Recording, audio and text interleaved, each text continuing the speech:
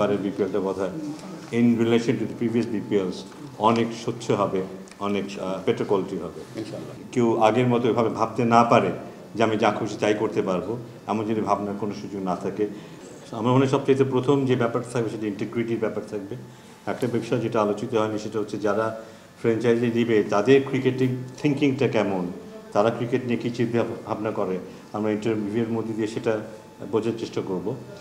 এবং পাশাপাশি গতবার যেটা আমরা দারুণভাবে সাফার করেছি, ফিনান্সিয়ালি আমরা যেন ক্রাইসিসের মধ্যে পড়তে না হয় আমাদেরকে। সো ফ্র্যাঞ্চাইজি ফির কথা যদি বলি বা ব্যাংক গ্যারান্টির কথা যদি বলি, এগুলো যদি আমরা উইল মেক শিওর যে আমাদের পেমেন্ট ইস্যুগুলো যে যা আছে, বিশেষ করে প্লেয়ার্স পেমেন্ট ইস্যু, সেখানে যেন আমাদের আটকে থাকতে না হয়। সো এগুলো যদি করা হয় এবং এগুলি অ্যাসিওরেন্স দিয়ে যারা এখানে আসবে আমরা ধরে নিতে পারি তারা সলভেন্ট এবং তারা they have love for the game এবং তারা ইন্টিগ্রিটির ব্যাপারে যথেষ্ট সচেতন থাকবেন।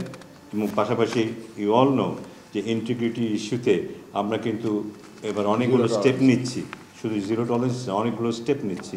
আমরা আইসিসিকে ইনভলভ করছি, আমাদের নিজস্ব ইন্টিগ্রিটি ইউনিট যারা ছিলেন ওখানে পরিবর্তন আনছি। উইল মেক শিওর যে এখানে যেন অবাধ যা আমরা দেখেছি অতীতে তেমন যেন হওয়ার সুযোগ না থাকে। এবং যেহেতু আমরা গত বছরের অভিজ্ঞতাটা আমাদের আছে, will definitely try to make sure এটা যেন যত কমানো যায়, এটা নিয়ে যেন কেউ আগের মতো এভাবে ভাবতে না পারে যে আমি যা খুশি তাই করতে পারবো, এমন যদি ভাবনার কোনো সুযোগ না থাকে। আমি এক্সপেক্টিং, ব্যক্তিগত I am very excited, I am expecting যে এই জায়গাটায় আমরা বিশাল একটা পরিবর্তন দেখতে পাবো এবং এবারের বিপিএলটা বোধহয় in relation to the previous BPLs অনেক স্বচ্ছ হবে, অনেক বেটার কোয়ালিটি হবে ইনশাআল্লাহ।